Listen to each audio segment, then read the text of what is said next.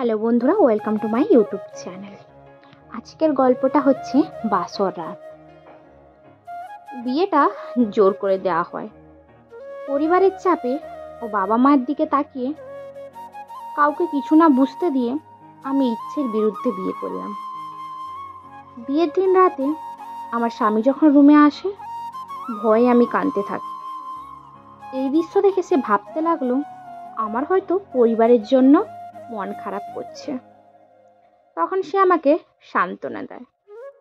আমার স্বামী দেখতে খুব কালো এবং মোটা। এটা দেখে আমার মন আরোই ভেঙে যায়। কলেজের সবার ক্রাশ ছিলাম আমি, সবচেয়ে সুন্দরী। এমনকি সবাই আমাকে বলতো যে আমার কপালে নাকি খুব সুন্দর একটা বর জুটবে।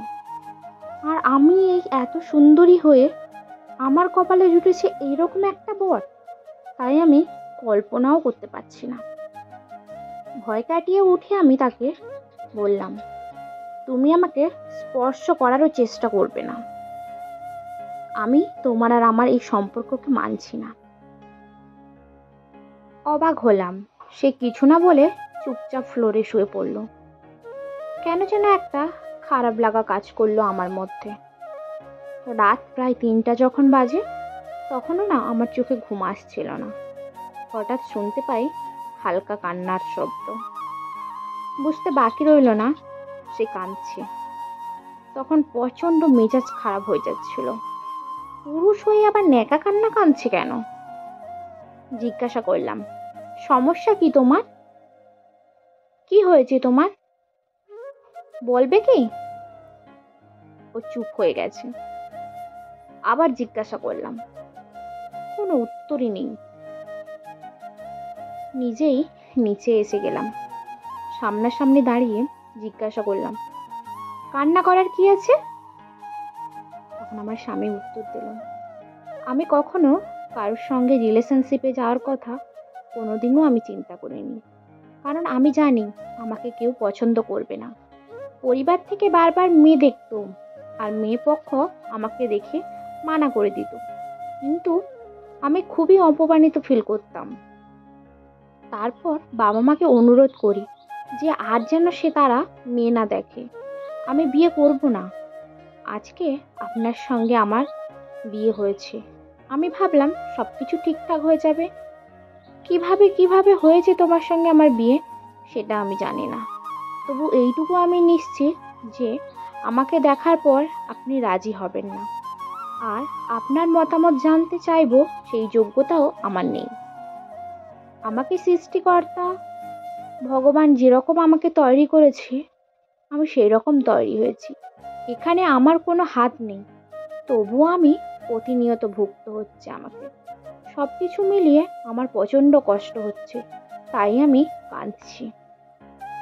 ওনার এমন কথা শুনে কেমন জানি একটা মায়া করলো। তবে এখনো ওনাকে আমি মেনে নিতে পারছি না। এইভাবে চলতে থাকে বেশ কিছুদিন। বন্ধু বান্ধবরা সবাই আমার স্বামীকে দেখতে চায়, কিন্তু আমি লজ্জায় কাউকে দেখাতাম না। একদিন খবর পাই আমার একজন বান্ধবী, ওর নাকি ডিভোর্স হচ্ছে। কিন্তু আমি ভাবলাম ওরা তো ভালোবাসা করে বিয়ে হয়েছে, তাহলে আবার ডিভোর্স কেন? পরিবর্তকালে জানতে পারলাম ছেলেটা তার জন্য কিছুই করতে পারে না, সারাক্ষণ তাকে অত্যাচার করে। এইসব ভাবতে ভাবতে সেই দিন পর থেকে আমি ডিপ্রেশনে চলতে থাকি। কখন যে আমি অজান্তে ডিপ্রেশনে যাচ্ছি সেটাও আমি ভুলে গেছি। একটা সময় অনেক বেশি অসুস্থ হয়ে যায় এবং আমাকে হসপিটালে ভর্তিও করতে হয়। সেই দিন রাতে হসপিটালে নিয়ে যাওয়া হয়।